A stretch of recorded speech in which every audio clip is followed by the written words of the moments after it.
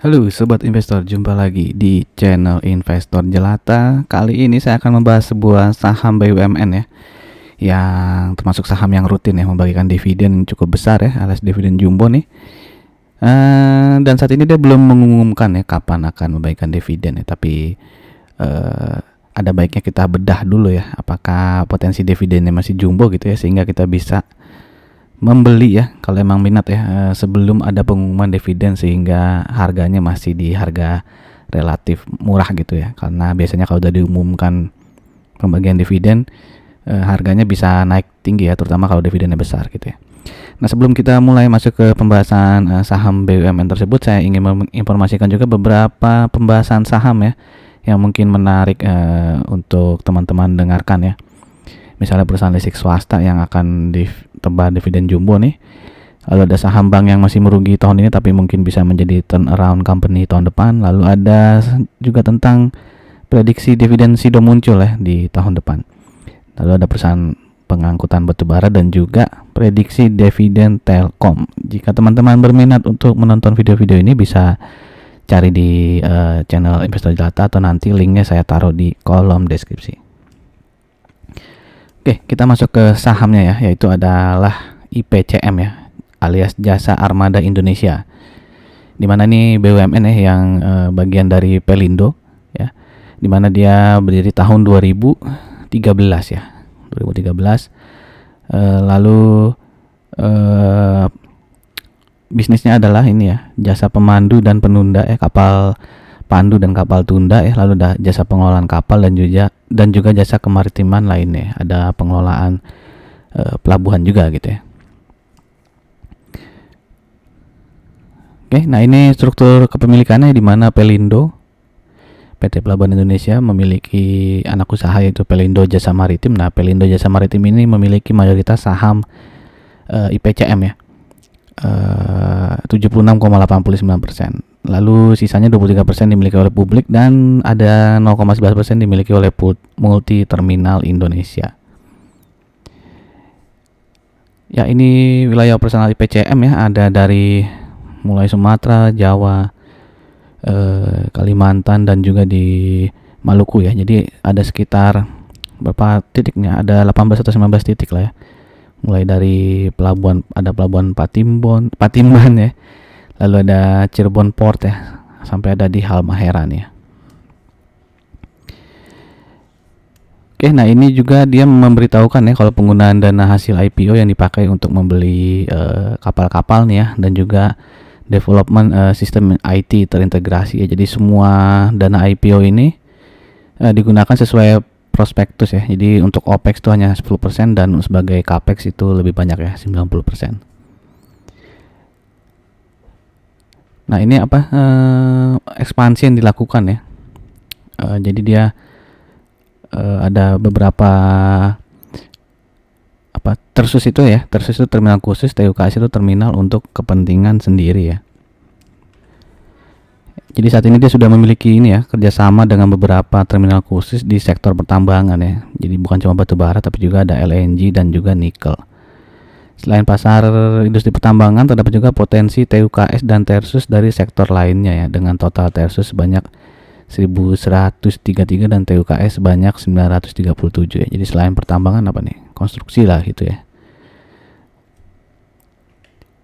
Nah, ini beberapa highlight komersial bisnis IPCM di tahun 2023 ya. Ada penandatanganan kontrak baru nih ya, sewa kapal tunda, lalu ada pembaruan izin di terminal khusus ya di Cimino Gemilang, lalu ada apa lagi nih, ada pelayanan kegiatan floating off dan towing project kargo juga nih di Pelabuhan Patimban, lalu ada penyesuaian tarif kapal ya, mungkin ini harga tarif kapalnya sewanya naik gitu ya. Ini juga ada penyesuaian tarif di Nusantara Regas dan sebagainya. Nah, sebelum kita masuk ke bagian laporan keuangannya, saya mengajak teman-teman ya, mungkin saja baru mampir di channel ini, untuk mensubscribe ya, dan jangan lupa untuk klik lonceng ya. Dan jika teman-teman merasa video-video di channel Investor Jelata ini bermanfaat, teman-teman bisa klik like ya, atau komen dan share. Oke, kita masuk ke laporan keuangannya. Kita flashback dulu ke tahun 2022, di mana revenue dari IPCM ini naik 19,51% dan profitnya naik 10% gitu ya. Di tahun 2023 ini revenue naik terus ya dari kuartal 1 sampai dengan kuartal 3, dan profitnya di kuartal 1 juga naik 25%, di kuartal 2 naik 36% dibandingkan kuartal 2 tahun lalu. Di kuartal 3 ada penurunan sedikit ya, 3,03%. Nah, kalau dijumlahkan ya dari Januari sampai September, bisa dilihat sini pendapatan dari PCM ini naik 27,88%, dan beban pokok pendapatannya juga naik 32%, sehingga laba brutonya tersisa naik 15,05%. Dan laba bersihnya itu naik ya 17,81% dibandingkan tahun lalu. Dan ini kontribusi pendapatan per segmen ya, di mana paling banyak itu adalah dari kapal tunda ya, sebesar 83,27% ya di tahun ini nih. Di tahun lalu tuh 82,74, berarti ada sedikit kenaikan ya dari komposisi pendapatan kapal tunda ini. Lalu yang kedua dari jasa marine lainnya ya, 8,2%, lalu disusul kapal pandu 4,86%, dan juga terakhir adalah pengelolaan kapal yang 3,67%. Kalau kuartal 3 dibandingkan kuartal 2 ya, pendapatan itu naik 5,43%, tapi ada sedikit penurunan di sisi profit ya. Net income-nya turun sekitar 2,7%. Nah, ini adalah rasio dari IPCM ya, di mana PR 9,29 ya. Ini tergolong murah ya kalau kita lihat dari histori dia dari tahun 2017. Begitupun dengan PBV-nya tergolong murah ya, karena dia sempat sampai ke 2,49 ya, 2,28 gitu. Dengan ROE juga yang termasuk besar ya, 12,75. Dengan DR-nya cukup kecil, 0,26. IPCM ini masuk ke sektor infrastruktur ya, dengan subsektornya adalah transportation infrastructure ya, dimana subsektor ini rata-rata PR-nya adalah 11,51, sehingga IPCM lebih rendah ya daripada rata-ratanya ini, dan PBV 0,97. IPCM berarti sedikit di atas rata-rata subsektor transportation infrastructure ya. DR-nya 0,44, berarti DR-nya IPCM di bawah DR rata-rata dari subsektor ini. Nah, kalau kita bandingkan, belum ya, kita lihat dulu nih ya, rata-rata PR dari IPCM ini ya selama 5 tahun ke belakang ya, itu ada di 15,14 nih ya, yang warna orange ya. Dan saat ini kan ada di sekitar 8 ya. Nah, berarti dia sudah tergolong jauh di bawah harga PR rata-ratanya ya, yang 15,14 ini. Bagaimana dengan PBV-nya? PBV rata-ratanya selama 5 tahun itu 1,32. Nah, saat ini ada di 1,21 ya. Sama nggak sih sama data yang tadi ya? Ya beda tipis lah. Tadi kan ini 1,18 ya. Oke, ini jadi rata-rata PBV-nya di 1,32. Jadi masih sedikit ya di bawah rata-rata PBV dari IPCM selama 5 tahun terakhir. Nah, kalau kita bandingkan ya IPCM dengan temennya nih, IPCC ya.